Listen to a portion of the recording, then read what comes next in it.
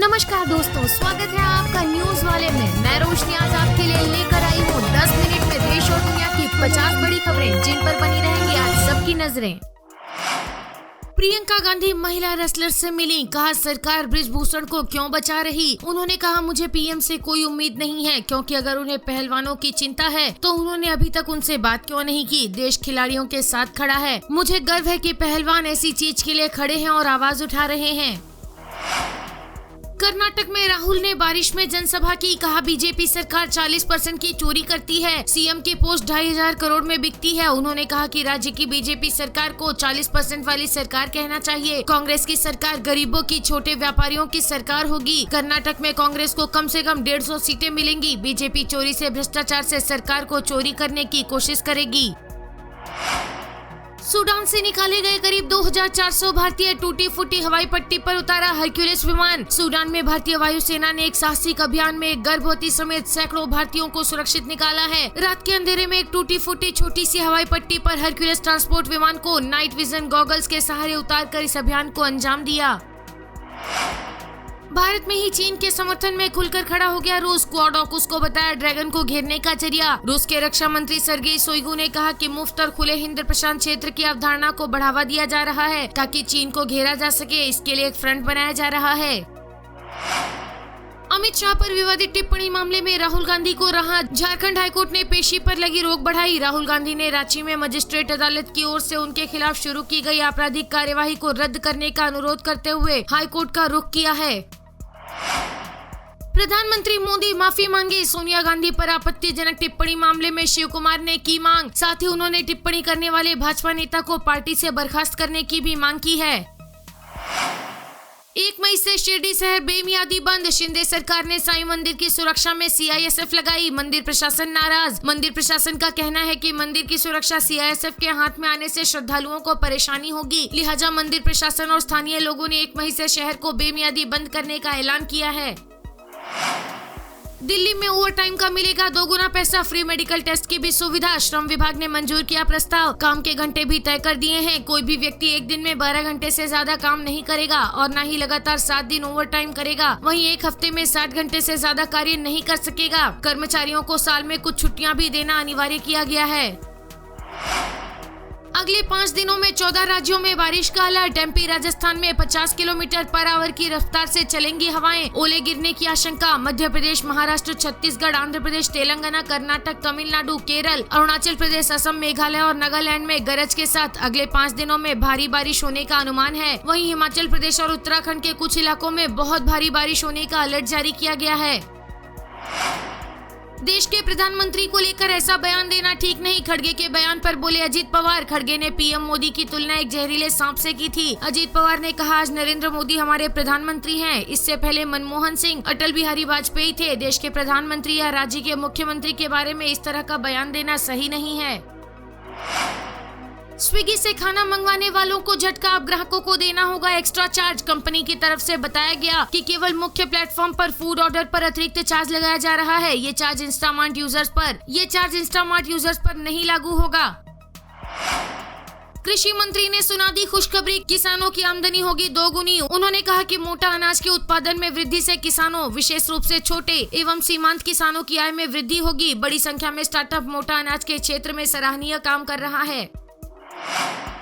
UPSRTC की website पर cyber attack. E ticketing प्रणाली हैक होने के बाद यात्रियों के लिए यूपी सरकार ने लिया बड़ा फैसला। जिन लोगों ने ऑनलाइन टिकट बुक कराए थे अब उनके पैसे वापस किए जाएंगे। हैकरों ने यूपी परिवहन के डाटाबेस को हैक कर 2 दिन में 40 करोड़ बिटकॉइन की मांग की थी। ईरान ने कुवैत से अमेरिका जा रहा जहाज सीज किया। तेल टैंकर पर 24 भारतीय क्रू मेंबर। यूएस बोला ये अंतर्राष्ट्रीय कानून के खिलाफ। ईरान की आर्मी ने कहा कि टैंकर इंटरनेशनल वाटर में एक ईरानी नाव से टकरा गया था। इसके बाद से नाव में सवार 2 ईरानी क्रू मेंबर लापता हैं। वहीं कई लोग घायल हुए हैं। पाकिस्तान ने अमेरिका के सामने फैलाई झोली। आर्थिक मदद फिर शुरू करने की मांग की। चीन ने भी मदद से खींचे हाथ। अमेरिका ने साफ कह दिया है कि पाकिस्तान आईएमएफ के साथ मिलकर काम करे। उन्होंने कहा कि पाकिस्तान और आईएमएफ जिन सुधारों पर सहमत हुए हैं वे आसान नहीं हैं। किंग चार्ल्स की ताजपोशी का काफिला लीड करेंगे पीएम सुनक। सुधा मूर्ति बोली, मेरी बेटी अक्षता ने उन्हें प्रधानमंत्री बनाया। 74 साल के किंग चार्ल्स की 6 मई को ताजपोशी होगी। वहीं सुधा मूर्ति ने कहा, हमारा परिवार धार्मिक मूल्यों से जुड़ा हुआ है। हम हर गुरुवार को व्रत रखते हैं और हर शुभ काम की शुरुआत भी उसी दिन करते हैं। एयर इंडिया 1000 से ज्यादा पायलटों को हायर करेगा, इसमें कैप्टन और ट्रेनर्स शामिल। बीते दिनों दिया था 470 प्लेन खरीदने का ऑर्डर। एयरलाइन के पास वर्तमान में 1800 से ज्यादा पायलट हैं। राजस्थान में फार्मासिस्ट के पदों पर निकली वैकेंसी। 40 साल तक की उम्र के 12वीं पास उम्मीदवार कर सकेंगे अप्लाई। प्रदेश भर में 2859 पदों पर फार्मासिस्ट की भर्ती की जाएगी। इसके लिए 18 से 40 साल तक की उम्र के उम्मीदवार हेल्थ डिपार्टमेंट की ऑफिशियल वेबसाइट पर 4 जून तक ऑनलाइन अप्लाई कर सकते हैं। मन की बात के 100वें संस्करण पर 4 लाख केंद्रों पर होगा प्रसारण। भाजपा के सभी सांसद, विधायक व पार्टी पदाधिकारी लेंगे हिस्सा। हर विधानसभा में करीब 100 से अधिक स्थानों पर मन की बात के प्रसारण की व्यवस्था की गई है। प्रधानमंत्री नरेंद्र मोदी के मासिक रेडियो कार्यक्रम मन की बात के 100वें संस्करण का प्रसारण देश भर में 4 लाख केंद्रों पर किया जाएगा। 30 अप्रैल को प्रसारित होने वाले इस कार्यक्रम को ऐतिहासिक बनाने के लिए भाजपा ने व्यापक स्तर पर तैयारी की है। यूपी में कक्षा 1 में प्रवेश की आयु 6 वर्ष तय। एनईपी के तहत शासन ने जारी किया निर्देश। इस सत्र में 2023-24 में इसे लेकर थोड़ी राहत दी गई है, लेकिन अगले साल से इसे लेकर सख्ती की जाएगी। ये सुनिश्चित किया जाएगा कि कक्षा 1 में उन्हीं बच्चों का नामांकन हो जो 31 जुलाई तक 6 वर्ष की उम्र पूरी कर रहे हों। दुबई में 83,000 भारतीय कंपनियां, पिछले साल 11,000 रजिस्टर्ड हुई। अमीरात के वेल्थ फंड्स ने भारत में 2.78 लाख करोड़ रुपए लगाए। एई के लिए भारत फूड्स, जेम्स, ज्वेलरी, चमड़े की वस्तुएं, दवाइयों और निवेश के अवसरों का स्रोत है। भारत के लिए यूएई पूंजी का महत्वपूर्ण स्रोत है। छत्तीसगढ़ के दंतेवाड़ा में हुए नक्सली हमले के बाद झारखंड सरकार ने जारी किया अलर्ट। साथ ही सीमावर्ती राज्यों पर भी चौकसी बढ़ा दी है। बता दें कि दंतेवाड़ा में हुए नक्सली हमले में 10 जवान शहीद हुए थे। बिहार में दरबार लगा तो बागेश्वर बाबा जाएंगे जेल। तेज प्रताप के बाद आरजेडी के एक बड़े नेता ने बोला हमला। आरजेडी के प्रदेश अध्यक्ष जगदानंद सिंह ने कहा, बागेश्वर धाम के बाबा धीरेन्द्र शास्त्री जैसे लोगों को जेल में रहना चाहिए। ये बड़े अफसोस की बात है कि वो बाहर हैं। जिसको मन करता है वही बाबा बन जाता है।